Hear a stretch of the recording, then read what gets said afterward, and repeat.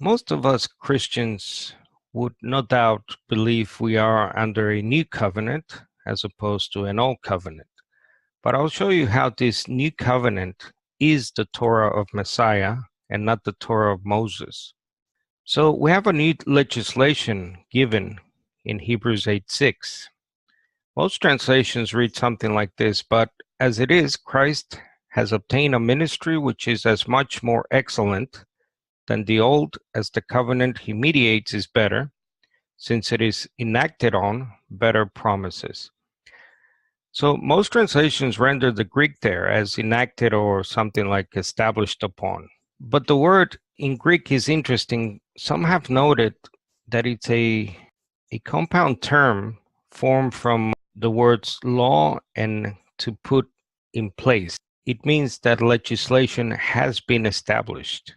Now, the word law, nomos, appears in the book of Hebrews around 14 times, and every time it appears, it has to do with the Torah of Moses. Furthermore, the only other appearance of this word is in Hebrews 7:11, which refers to the giving of the Torah of Moses. And forms of the word also appeared in Romans 9 as the giving of the Torah, again of Moses, and James 4:12, where it talks about there's only one lawgiver and judge. With this understanding, it might read something like this: For this new covenant, obtained by the work of Christ, has become a ministry far superior to the first covenant at Sinai. That's why the covenant Jesus currently mediates is better. But more than that, this new covenant has been given to us Christians as Torah on the basis of better promises. Simply put, we Christians are under the Torah of Messiah and not the Torah of Moses. So as you can see there are two Torahs, Matthew 5 and especially, and chapters 19. Jesus points to that Torah of Moses when he says things like, you have heard it said, an eye for an eye, etc. But then in Matthew 5, for example, he says, but I say to you. And then in Matthew 19, he even changes the Torah of Moses when he says that he permitted divorce. And again, he says, but I say to you, obviously pointing to a change. So you could say this is the beginning of this new Torah of Messiah coming into play. And this is further expounded and expanded by Jesus in Paul. So it's interesting to note also that with the Messianic expectation of the period, especially Second Temple Judaism, there was a Jewish expectation of a change of Torah. All the Torah which you learn in this world is vanity compared with the Torah in the world to come. For in this world a man learns and forgets, but as for the time to come, what is written there, and then there's the famous Jeremiah 31, I will put my law in their inward parts. And again, another rabbinic source, this is in the book, the New Covenant Torah in Jeremiah and the law of Christ in Paul. So it points to Leviticus Rabbah, quoting Isaiah 51. Again, these are old rabbinic paraphrases.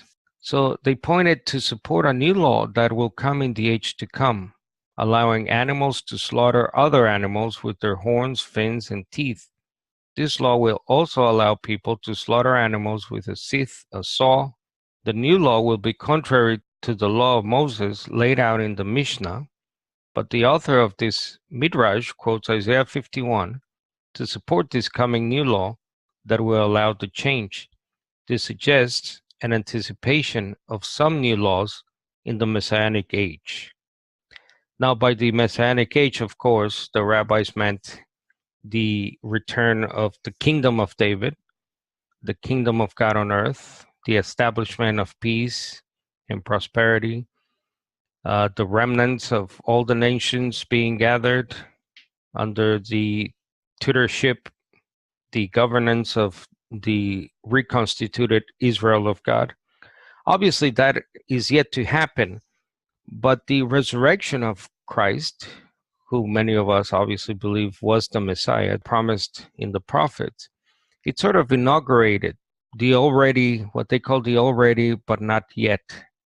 So the kingdom should be us living already this life as a light to the rest of the nations when we preach the gospel about the coming kingdom. But obviously that kingdom is yet to come.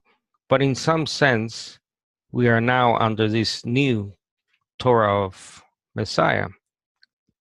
And again, Second Temple Judaism, it's conceivable, says Witherington in his book, The Christology of Jesus, in a setting like pre-AD 70 Palestine, where there was considerable messianic fervor among various elements of the population, for Jesus to have introduced a new law, or at least a novel approach to the old law supplemented by his own teaching, especially if he felt that the messianic age was being ushered in by his own ministry.